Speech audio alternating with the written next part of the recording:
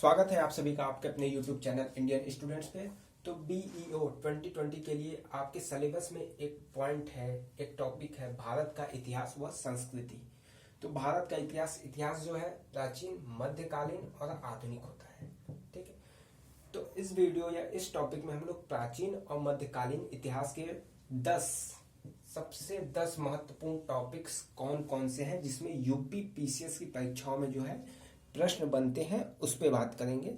ये आपके सामने जो है सारी टॉपिक्स लिखी गई हैं कि 10 सबसे महत्वपूर्ण टॉपिक्स क्या क्या है जिन्हें आपको सबसे पहले पढ़ना है। पढ़ना ही सारी चीजें हैं, लेकिन 10 यदि आपसे चीजें पूछें तो ये 10 टॉपिक्स सारी चीजें आपको अच्छे से तैयार होनी चाहिए। जैसे पहला, सिंधु तथा वैदिक सभ्यता। ठीक है, सिंधु तथा वैदिक सभ्यता। सिंधु सभ्यता और वैदिक सभ्यता अलग अलग है, लेकिन इन दोनों से प्रश्न जो है बनते हैं। और यहाँ पे लिखा हुआ है कि यूपी PCS की जो परीक्षा हुई है 2019 से लेके 14 तक, बाकी ये भी 13 और 12 तक में इस टॉपिक से भारत का इतिहास में प्राचीन और मध्यकालीन, इन दोनों से कितने प्रश्न बने हुए हैं। तो 2019 में आप देख सकते हैं 13 प्रश्न बने हैं, 2018 में 12, 2017 में 11, 2016 में 15, 2015 में 8 क्वेश्चन 9, 14, 13। तो ये प्रश्न तो आप मान के चलिए 10 प्रश्न को कम से कम पूछे जाने हैं। और ये 10 टॉपिक अगर आप तैयार कर लेते हैं तो मान के चलिए एक एक प्रश्न हर टॉपिक से पूछे जा सकते हैं। ठीक है, तो प्रश्नों की संख्या ज्यादा भी हो सकती है, 12 से 15 भी हो सकती है, लेकिन मिनिमम जो है 10 प्रश्न पूछे जाएंगे। तो पहला है सिंधु और वैदिक सभ्यता, दूसरा है बौद्ध और जैन धर्म, जिसमें संगति सभाएं जो हुई थी, 4 बौद्ध संगतियां हुई थी, वो आप पढ़ लीजिए तो मैक्सिमम प्रश्न वहां से आपके कवर हो सकते हैं, कई बार पूछे गए। फिर आ जाता है आपका मौर्य साम्राज्य। चौथा टॉपिक सल्तनत काल। पांचवा मुगल काल, जिसमें शासन व्यवस्था आपको ले लेनी है। भक्ति और सूफी आंदोलन। सातवां गुप्त साम्राज्य। आठवां जो है यवन, शक, कुषाण और विजयनगर साम्राज्य, सभी को एक जगह पे रख दिया गया है। 9वां मराठा राज्य और 10वां जो है आपका दक्षिण भारत के राजवंश। तो ठीक, अब मौर्य साम्राज्य में जैसे है कि अशोक पढ़ ले, अशोक की शिलालेख पढ़ लीजिए, मैक्सिमम चीजें आपकी कवर हो जाएंगी। फिर मुगल काल, शासन व्यवस्था, कौन कौन से वंश थे, सल्तनत काल में कौन कौन से वंश आपके थे, जैसे गुलाम वंश, खिलजी वंश, तुगलक, सैयद, लोधी, और इनमें कौन कौन से जो है आपके राजा हुए हैं, कौन कौन से शासक हुए हैं, ये आपको पढ़ना है। तो अब जैसे गुलाम वंश पूछ सकता है कि गुलाम वंश की स्थापना किसने की थी, तो कुतुबुद्दीन ऐबक ने की थी। ठीक है, किसकी मृत्यु जो है चौगान खेलते समय हो गई थी, तो कुतुबुद्दीन ऐबक की हो गई थी। ये सारी चीजें फैक्ट हैं जो आपको याद रखनी है। प्रथम मुस्लिम महिला शासक कौन थी, रजिया बेगम थी, तो ये भी आपका गुलाम वंश के अंतर्गत ही आएगा। बलबन आ गया।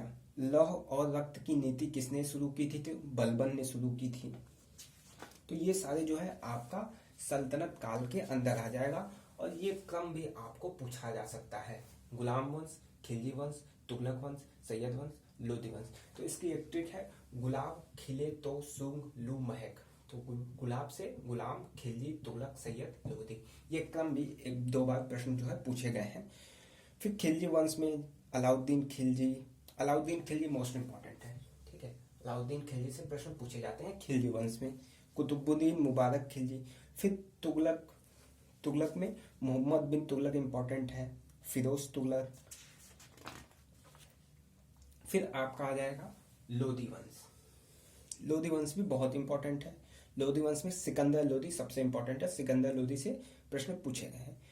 फिर उसमें मुगल काल में, आपकी सल्तनत काल में शासन व्यवस्था क्या थी, उस शासन व्यवस्था के बारे में भी प्रश्न पूछा जाता है।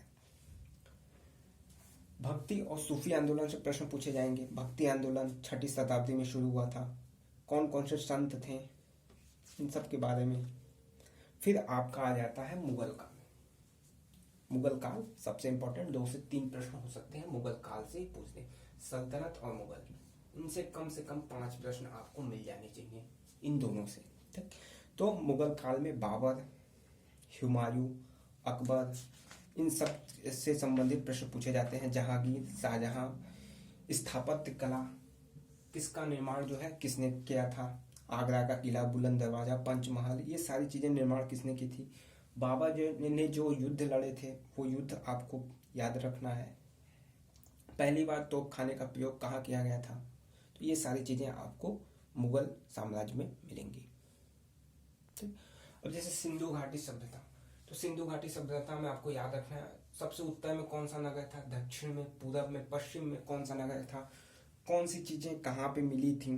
ठीक है, भारत में कौन कौन सी जगह है, लोथल में क्या मिला था, धौलावीरा, रंगपुर, इन सारी जगहों पे, कालीबंगा कहाँ पे स्थित है, वहां से क्या मिला था, किसके अवशेष प्राप्त हुए थे, ये सारी चीजें आपको सिंधु सभ्यता में पढ़नी है। कौन सी फसल थी, नदी था, स्थान। वैदिक सभ्यता में उपनिषद, दर्शन, वेद, उनके प्रतिपादक कौन थे, ये सारी चीजें आपको वैदिक सभ्यता में पढ़नी है। तो सारी चीजें मिला जुला के कहने का अर्थ है ये 10 जो है महत्वपूर्ण टॉपिक्स हैं, इन्हें आप लोग लिख लीजिए और सबसे पहले इन 10 टॉपिक पे अपनी पकड़ बनाइए। ठीक, जैसे पहले बैठ गए सल्तनत काल, जितने भी हुए हैं सभी को लिखिए, उनके बारे में फैक्ट लिख लीजिए। गुलाम वंश कौन कौन से उसमें शासक रहे हैं, उन शासक के बारे में क्या क्या महत्वपूर्ण चीजें हैं वो आपको लिख लेनी है। क्वेश्चंस आपके इस तरीके से तैयार हो जाएंगे। तो ये 10 टॉपिक्स थे इतिहास के।